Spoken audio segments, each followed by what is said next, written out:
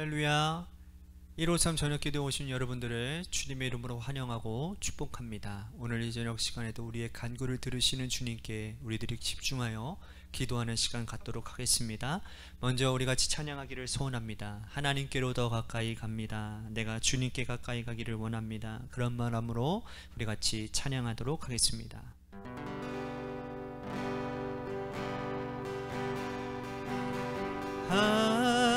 하나님께로 더 가까이 갑니다. 고통 가운데 계신 주님, 변함없는 주님의 계신 사랑, 영원히 주님만을 섬기리. 하나님께로 더 가까이 갑니다. 고통 가운데 계신 주님, 변함없는 주님의 계신 사랑, 영원히 주님만을 섬기리.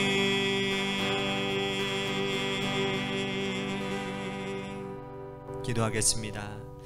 사랑과 은혜가 풍성하신 주님, 하나님께 가까이함이 복이라고 주님 시편에 말씀하고 계시는데, 오늘 우리가 이 자리에 나와 하나님 앞에 가까이 나아가는 이 기도의 시간이 우리에게 복된 시간인 줄로 믿습니다. 하나님의 응답하심을 경험하고 하나님의 살아계심을 느끼는 이 복된 시간 헛되이 보내지 않도록 우리 가운데 준비된 영을 허락하여 주시고 준비된 마음으로 기도하는 은혜로운 시간 되도록 인도하여 주옵소서. 사랑이 많으신 예수님 이름 받들어 간절히 축복하며 기도하옵나이다.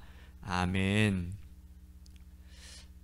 하나님께서 오늘 우리들에게 주신 말씀 보도록 합니다. 야고보서 4장 7절에서 8절 말씀까지 보도록 하겠습니다.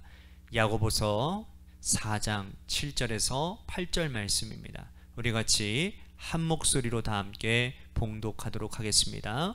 시작. 그런즉 너희는 하나님께 복종할지어다. 마귀를 대적하라. 그리하면 너희를 피하리라. 하나님을 가까이 하라. 그리하면 너희를 가까이 하시리라. 죄인들아, 손을 깨끗이 하라. 두 마음을 품은 자들아, 마음을 성결하게 하라. 아멘. 오늘 이 저녁 시간에도 하나님의 은혜를 사모하셔서 이 자리에 오신 여러분들에게 하나님의 신령한 은혜와 축복이 함께 하시기를 바라겠습니다. 한 번도 가보지 않은 길을 가는 사람들은 먼저 그 길을 걸어간 사람들의 조언을 듣고 또 그분이 걸어가서 성공적으로 그 여정을 마친 것을 참고하는 것이 유익하다고 생각을 합니다. 요즘 재개발이 코앞에 놓여지니까 이제 선배 목사님들, 주변 선배 목사님들 또 아는 목사님들한테 많이 전화를 합니다. 그래서 특히나 재개발 가운데 어떻게 해야 되는지에 대해서 더 성공적인 그런 사례를 가지고 계신 목사님들을 만나기도 하고 또 이야기를 듣기도 합니다. 전 그런 것 같습니다. 저는 한 번도 이런 일을 겪어보지 않았기 때문에, 또한 제가 전화해서 물어보는 목사님들 중에도 겪어보지 않은 일이기 때문에 자세히는 잘 모르겠다고 말하지만, 그것을 경험해 보신 분들은 또 그것을 성공하신 분들은 아주 자연스럽게, 그리고 또 대단히 뭐라 해야 될까요? 자랑스러워할 만큼 그렇게 말씀하시는 것을 볼 수가 있지요. 여러분, 믿음 생활도 역시 같은 논리라고 생각을 합니다. 믿음 생활은 한 1, 2년 하다가 끝나는 것이 아니라 우리가 하나님 나라 가는 그날까지 평생 지속적으로 해야 되기 때문에, 이 믿음 생활을 성공적으로 이끈 사람, 하나님께서 인정하신 믿음의 사람, 그분들이 남긴 믿음의 여정을 우리가 따라가고 또 그 길을 함께 살펴보는 것이 우리 믿음 생활의 성공 여부에 아주 큰 유익이 되고 도움이 된다는 거죠. 자, 그런 의미에서 야고보 사도는 우리가 본받을 만한 훌륭한 믿음의 조상입니다. 그분은 예수님의 친동생으로 주님과 함께 어린 시절을 보냈던 분이고, 또 예루살렘 교회의 기둥가도 같은 일꾼으로서 일하신 분입니다. 베드로와 요한과 함께 예루살렘 교회의 부흥을 일군 사람으로 그가 평생에 말년에 흩어져 있는 이 디아스포라 유대인들에게 이렇게 믿음 생활하십시오, 그러면 반드시 성공할 것입니다 라고 하는 말씀을 아주 당당하고 자신감 있게 기록하고 있는 것을 볼 수 있는 겁니다. 오늘 다시 한번 보겠습니다. 7절 8절입니다.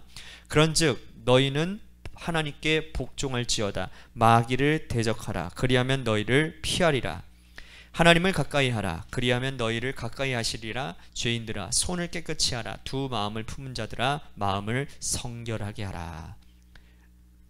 자, 7절과 8절 말씀은 명령문 더하기 그리고 그리하면 이라 라고 하는 구조로 되어 있는 겁니다. 죄송합니다. 마귀를 대적하라. 그리하면 너희를 피하리라. 하나님을 가까이 하라. 그리하면 너희를 가까이 하시라. 그러니까 이 짧은 두 문장, 명령문 더하기 그리하면 이라는 이 문장이 야고보 사도의 평생 동안의 신앙생활의 결정판이라고 해도 과언이 아니라는 겁니다. 자, 그가 직접 마귀를 대적해 보니 마귀가 자신을 피하는 것을 경험했고, 그가 평생 하나님을 가까이 해보니 하나님께서 자신을 가까이 하는 것을 경험했기 때문에 이 말씀을 기록하고 있는 거죠. 자, 그렇다면 구체적으로 마귀를 대적하는 것은 무엇을 대적하는 것인지, 자, 야고보 사도가 구체적으로 설명을 하고 있습니다. 1절 볼까요? 너희 중에 싸움이 어디로부터, 다툼이 어디로부터 나느냐? 너희 지체 중에서 싸우는 정욕으로부터 나는 것이 아니냐? 자, 첫째로 정욕으로 인해 다툼을 대적하라 라고 말씀을 합니다. 정욕은 마귀가 우리들의 마음속에 자꾸만 부추기는 것들이라는 거죠. 10사람이 있는데 10사람 모두가 다 마음속에 정욕을 가지고 있다면 그 정욕이 욕심을 불러일으키고, 그 욕심은 한정된 재화 때문에 항상 갈등을 빚을 수밖에 없습니다. 그러면 공동체는 당연히 자연스럽게 다툼이 일어나게 되는 거죠. 마귀는 끊임없이 우리들 마음속에 있는 이 욕심과 정욕을 불러일으켜서 공동체를 분열시키고 다투게 만드는 것이 그들의 일이라는 거예요. 그래서 이러한 일을 철저하게 대적하라 라고 말씀을 하고 있는 거죠. 사단 마귀가 끊임없이 공동체 갈등을 일으키는 것은 우리들 마음속에 뭘 부추기기 때문이라고요? 욕심과 정욕 때문에 그렇다라는 겁니다. 그러므로 하나님의 백성들은 우리들의 마음속을 자세히 살피고 내 마음속에 어떠한 욕심이 일어나는지, 나는 이 욕심을 하나님의 말씀으로 다스리고 가라앉힐 수 있는지 매일같이 우리들의 마음을 돌보지 않으면 우리는 항상 마귀가 일으키는 정욕으로 인해서 다툼 속에, 그 갈등 속에 휘말려 들어갈 수밖에 없다라는 거죠. 자, 두 번째는 어떻게 하면 마귀를 대적할 수 있느냐? 4절을 보십시오. 가늠한 여인들아, 세상과 벗된 것이 하나님과 원수됨을 알지 못하느냐? 그런즉 누구든지 세상과 벗이 되고자 하는 자는 스스로 하나님과 원수가 되는 것이니라. 자, 4절 말씀을 한마디로 요약한다면 뭡니까? 영적 간음이라고 할 수 있는 겁니다. 마귀는 우리에게 지속적으로 영적 간음을 부추긴다라는 거죠. 우리 마음속에 하나님이 아닌 다른 것들을 섬기게 만들고, 그것들을 더 추종하게 만들고 더 따라가게 만드는 것, 이것이 영적 간음이라고 할 수 있습니다. 영적 간음은 사단이 우리에게 딱 한 번만 눈 감으면 너도 좋고 너와 함께하는 가족들도 좋고 아무도 모를 것이라고 우리를 부추긴다라는 거예요. 이것은 과거에 이스라엘 백성들이 가나안 땅에 들어갔을 때 역시 그러하지 않았습니까? 가나안 땅에 들어가서 그들은 농사를 짓고 살아야만 했어요. 한 번도 농사를 지어본 사람들이 없었습니다. 출애굽 2세대들은 광야 여정에서 한 번도 농사 지어보지 않고 살았던 사람들이에요. 그런데 그들이 가나안 땅에 들어가서 농사를 지어보지도 않은 자들이, 여러분, 농사를 지으라니 얼마나 두렵고 겁이 났겠습니까? 잘못하면 굶어 죽을 수도 있는데. 그래서 그들은 가나안에 있는 7 족속들을 쫓아내지 아니하고 그들을 나무 패며 물 깃는 자로, 한마디로 말해서 노예로 삼았다라는 거예요. 그리고 그들에게서 농사 짓는 법을 배웁니다.